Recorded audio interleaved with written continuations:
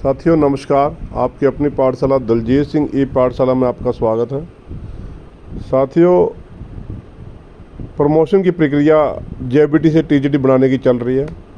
उसके तहत पूरे हरियाणा से अध्यापकों की जो लिस्ट है वो मांगी गई है, CNV और जेबीटी। इसके अलावा आगे नई भर्ती भी संस्कृत की आने वाली है। उसमें टीजीटी संस्कृत के 2012 रूल्स के अनुसार क्या क्वालिफिकेशन रहेगी, इसके बारे में काफ़ी उलझन में है कैंडिडेट्स।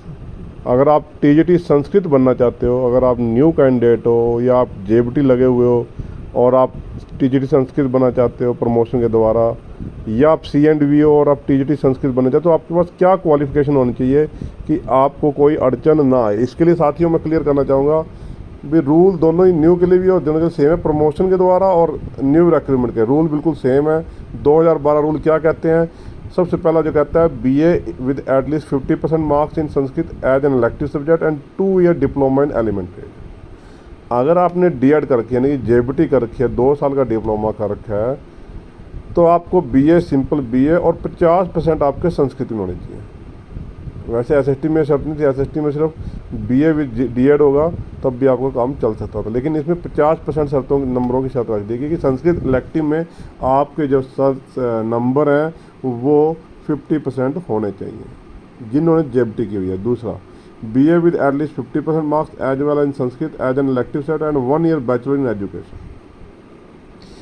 BA 50%, BA में 50% हो और संस्कृत जो इलेक्टिव सब्जेक्ट है 3 साल में, वो भी आपका जो है BA अपना होना चाहिए। संस्कृत में 50% होनी चाहिए और 1 साल की आपकी BEd होनी चाहिए। तीसरा है BA with at least 40% marks as well as 50% marks in Sanskrit as an elective subject and 1 year bachelor in education in accordance with the NCT recognition norms and procedure regulation issued from time to time in this regard. BA मान लो कोई candidate ऐसा है जिसके 50% से कम है और उसने 2009 से पहले अपनी शिक्षा ग्रहण कर रखी है, BEd और BA, और उसका 45% मार्क्स जो हैं अगर हैं, और लेकिन इसमें संस्कृत में आपके 50% ही चलेंगे, ये छूट आपको नहीं मिलेगी, संस्कृत में आपको कम मिले। तो BA में 45% भी चल जाएंगे और आपके संस्कृत में 50% होने चाहिए, BEd होनी चाहिए। तो आप टीजीटी संस्कृत के लिए अप्लाई कर सकते हो, प्रमोशन के लिए हकदार हो CNV से भी। उसके बाद अगला हमारे यहाँ होता नहीं है, BA with at least 50% marks as well Sanskrit as an elective subject and 1 year special education के लिए वही है।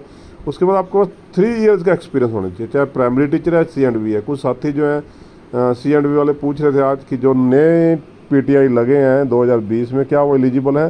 तो मैं कहूँगा नहीं एलिजिबल है। 3 साल का आपका जो कार्यकाल होना चाहिए। इसके अलावा अगर BEd संस्कृत, अगर BEd में आपके पास क्या होना चाहिए? Sanskrit as a teaching subject होना चाहिए आपके पास, ये भी जरूरी है। अगर आपने BEd, अगर जेबीटी बेस पे तो आप लग रहे हो तो कोई चक्कर नहीं है, लेकिन अगर आप BEd के बेस पे लग रहे हो तो आपके पास टीचिंग ऑफ संस्कृत होना चाहिए, उसमें टीचिंग सब्जेक्ट के रूप में। इसके अलावा जो अमेंडमेंट हुए हैं वो भी मैं आपको दिखाना चाहता हूँ कि संस्कृत में और कौन कौन वैलिड है।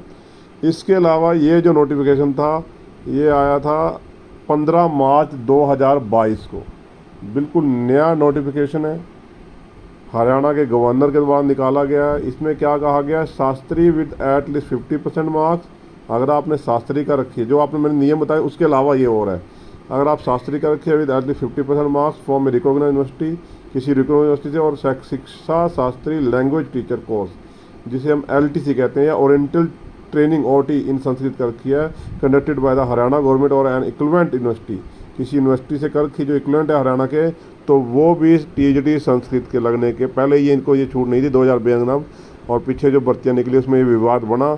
उसके बाद हरियाणा सरकार ने उनकी बातों को मानते हुए ये नोटिफिकेशन निकाला है। तो साथियों, ये बहुत ज़रूरी नोटिफिकेशन है। अगर आपके पास शास्त्री आपने कर रखी है 50% के साथ, या लैंग्वेज टीचर जो है कोर्स कर रखा है जैसे LTC या OT कहते हैं, तब भी आप हरियाणा में टीजीटी संस्कृत लग सकते हो। साथियों, इसके अलावा अगर आपकी कोई क्वेरीज हैं, कोई क्वेश्चंस हैं, कमेंट बॉक्स में डालिए। ऐसी और वीडियोज़ के लिए आप मेरे चैनल को सब्सक्राइब करिए और बेल आइकॉन का बटन ज़रूर दबाइए। धन्यवाद साथियों, जय हिंद साथियों।